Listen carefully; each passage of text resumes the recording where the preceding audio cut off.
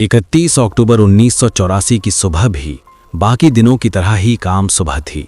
दिल्ली में सूरज रोज की तरह उगा था, हल्की ठंडी हवा बह रही थी और प्रधानमंत्री आवास के बाहर सामान्य गतिविधियां चल रही थीं।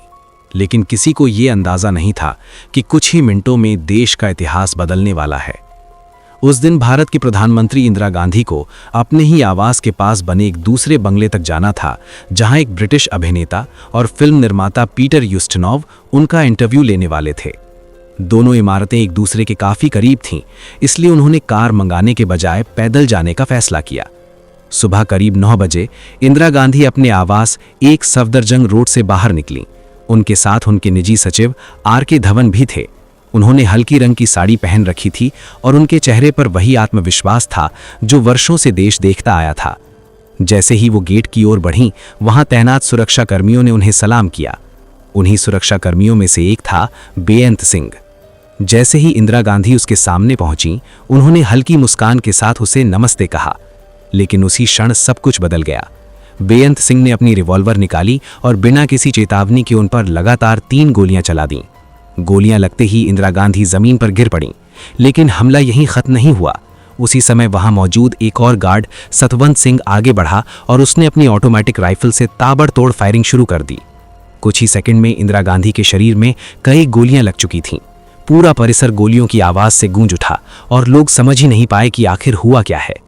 जब फायरिंग रुकी तो इंदिरा गांधी खून से लथपथ जमीन पर पड़ी थीं, लेकिन उनकी सांसें अभी चल रही थीं। तुरंत उन्हें उठाया गया और बिना समय गवाए एक एम्बुलेंस कार में डालकर एम्स अस्पताल ले जाया गया। वहां डॉक्टरों की एक बड़ी टीम ने उनका इलाज शुरू किया। कई घंटों तक लगातार कोशिशें की गईं, लेकिन शरीर में लगी गंभीर चोटों और अत्यधिक रक्तस्राव के कारण उनकी हालत लगातार बिगड़ती गई। आखिरकार दोपहर करीब 2 बजे डॉक्टरों ने उन्हें मृत घोषित कर दिया। यह खबर जब बाहर आई तो पूरा देश सन्न रह गया। किसी को यकीन नहीं हो रहा था कि देश की प्रधानमंत्री की हत्या उनके ही सुरक्षा कर्मियों ने कर दी थी। हर तरफ शोक, गुस्सा और हैरानी का माहौल था। लेकिन इस घटना की जड़ें सिर्फ उस सुबह तक सीमित नहीं थीं, बल्कि ये कहानी कई साल पहले शुरू हो चुकी थी। 1966 में जब इंदिरा गांधी पहली बार भारत की प्रधानमंत्री बनी तो बहुत कम लोगों ने उन्हें गंभीरता से लिया। कांग्रेस के भीतर उन्हें एक अस्थायी विकल्प माना जा रहा था, विपक्ष उन्हें कमजोर नेता मानता था और विदेशी मीडिया भी उनका मजाक उड़ाता था। लेकिन इंदिरा गांधी ने बहुत जल्दी ये साबित कर दिया कि वो एक मजबूत और निर्णायक नेता हैं। 1969 में कांग्रेस पार्टी का विभाजन हुआ और इंदिरा गांधी ने पुराने नेताओं को किनारे कर अपनी अलग पहचान बनाई। इसके बाद उनकी राजनीति धीरे धीरे केंद्रीकृत होती चली गई। 1971 के चुनावों में उन्होंने गरीबी हटाओ का नारा दिया और ऐतिहासिक जीत हासिल की। उसी साल पाकिस्तान के साथ युद्ध हुआ, जिसके परिणाम स्वरूप बांग्लादेश का निर्माण हुआ। इस जीत के बाद उनका कद देश और दुनिया दोनों में बढ़ गया। 1974 में भारत ने पोखरण में परमाणु परीक्षण किया, जिससे देश एक परमाणु शक्ति के रूप में उभरा।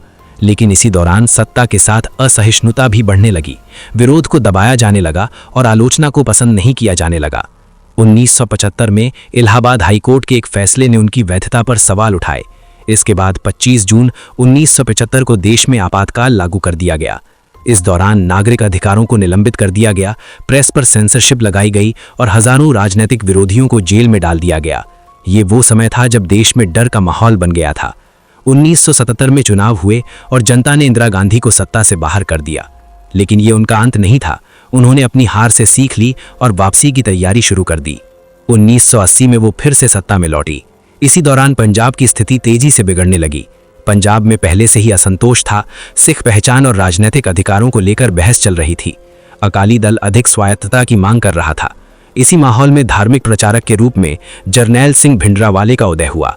शुरुआत में वो सिर्फ धार्मिक और सामाजिक मुद्दों पर बोलते थे, लेकिन धीरे धीरे उनकी भाषा उग्र होती गई। उनके आसपास हथियारबंद समर्थकों का एक समूह बनने लगा और पंजाब में हिंसा की घटनाएं बढ़ने लगीं। पुलिस अधिकारियों, राजनीतिक कार्यकर्ताओं और आम लोगों को निशाना बनाया जाने लगा। धीरे धीरे भिंडरावाले सिख उग्रवाद का चेहरा बन गए। अमृतसर का स्वर्ण मंदिर परिसर, जो सिखों का सबसे पवित्र स्थल था, अब एक रणनीतिक केंद्र बन चुका था। वहां हथियार जमा होने लगे थे और उग्रवादियों की मौजूदगी बढ़ती जा रही थी। ये स्थिति अब सिर्फ कानून व्यवस्था का मामला नहीं रह गई थी, बल्कि राष्ट्रीय सुरक्षा का मुद्दा बन चुकी थी। सरकार के सामने एक बड़ी चुनौती थी। अगर सख्ती की जाती तो धार्मिक भावनाएं आहत हो सकती थीं और अगर नरमी दिखाई जाती तो स्थिति और बिगड़ सकती थी। कई बार बातचीत की कोशिश की गई, लेकिन कोई समाधान नहीं निकल सका। आखिरकार जून 1984 में सरकार ने एक बड़ा फैसला किया। भारतीय सेना को स्वर्ण मंदिर परिसर से उग्रवादियों को हटाने का आदेश दिया गया। इस ऑपरेशन को ऑपरेशन ब्लू स्टार नाम दिया गया। 3 जून को सेना ने स्वर्ण मंदिर को चारों ओर से घेर लिया। 5 और 6 जून को भीषण लड़ाई हुई। मंदिर परिसर के भीतर से भी जवाबी फायरिंग हुई और हालात बेहद गंभीर हो गए। आखिरकार 7 जून को सेना ने नियंत्रण हासिल कर लिया और भिंडरावाले मारे गए। लेकिन इस ऑपरेशन की कीमत बहुत भारी थी। अकाल तख्त को भारी नुकसान पहुंचा और कई निर्दोष लोगों की जान चली गई। इस घटना ने सिख समुदाय के भीतर गहरा आक्रोश पैदा कर दिया। बहुत से लोगों ने इसे अपनी धार्मिक भावनाओं पर हमला माना। इंदिरा गांधी को इस बात का अंदाजा था कि इस फैसले के परिणाम गंभीर हो सकते हैं। खुफिया एजेंसियों ने उन्हें चेतावनी दी कि उनकी जान को खतरा है, खासकर सिख उग्रवादियों से। उन्हें सलाह दी गई कि उनके सिख सुरक्षा कर्मियों को हटा दिया जाए, लेकिन इंदिरा गांधी ने इस सलाह को ठुकरा दिया। उनका मानना था कि ऐसा करना पूरे सिख समुदाय के प्रति अविश्वास दिखाना होगा। उनके सुरक्षा कर्मियों में बेअंत सिंह और सतवंत सिंह भी शामिल थे। ऑपरेशन ब्लू स्टार के बाद बेअंत सिंह के भीतर गहरा असंतोष पैदा हो गया था। वो खुद को आहत और अपमानित महसूस कर रहा था। धीरे धीरे उसके मन में बदले की भावना मजबूत होती गई। और फिर आया 31 अक्टूबर 1984 का दिन।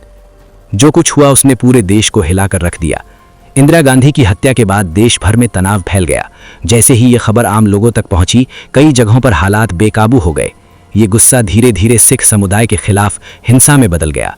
दिल्ली सहित कई शहरों में दंगे भड़क उठे। सिखों को निशाना बनाया गया, उनके घर जलाए गए, दुकानों को लूटा गया और हजारों निर्दोष लोगों की जान चली गई। ये हिंसा कई दिनों तक जारी रही और प्रशासन इसे रोकने में पूरी तरह विफल रहा। इस बीच जांच एजेंसियों ने हत्या की साजिश की जांच शुरू की। सतवंत सिंह को गिरफ्तार कर लिया गया और बाद में उस पर मुकदमा चला। बेअंत सिंह को घटना के तुरंत बाद ही मार दिया गया था। जांच में केहर सिंह का नाम भी सामने आया और उसे भी साजिश में शामिल पाया गया। अदालत ने सतवंत सिंह और केहर सिंह को दोषी ठहराया और उन्हें सजा दी गई। लेकिन इस कानूनी कार्यवाही के बावजूद देश के भीतर जो घाव बना था वो आसानी से भरने वाला नहीं था। इंदिरा गांधी की हत्या सिर्फ एक व्यक्ति की मौत नहीं थी, बल्कि ये वर्षों से बन रही राजनीतिक, सामाजिक और भावनात्मक परिस्थितियों का परिणाम थी। ऑपरेशन ब्लू स्टार, बढ़ता उग्रवाद, सुरक्षा चेतावनियों की अनदेखी और अंततः वो सुबह, ये सब एक दूसरे से जुड़े हुए थे। उनकी मौत के बाद जो हिंसा हुई उसने ये साबित कर दिया कि हिंसा कभी एक जगह रुकती नहीं है। वो फैलती है और निर्दोष लोगों को भी अपनी चपेट में ले लेती है। इंदिरा गांधी का जीवन सत्ता, संघर्ष और निर्णयों से भरा रहा और उनकी मृत्यु उसी संघर्ष का एक दुखद अंत बन गई। लेकिन इस घटना ने देश को एक गहरी सीख भी दी कि जब संवाद खत्म हो जाता है और अविश्वास बढ़ जाता है तो उसके परिणाम बहुत विनाशकारी हो सकते हैं। 31 अक्टूबर 1984 की वो सुबह सिर्फ एक हत्या की कहानी नहीं है, बल्कि ये एक चेतावनी है कि इतिहास की गलतियों की कीमत कभी-कभी पूरा देश चुकाता है।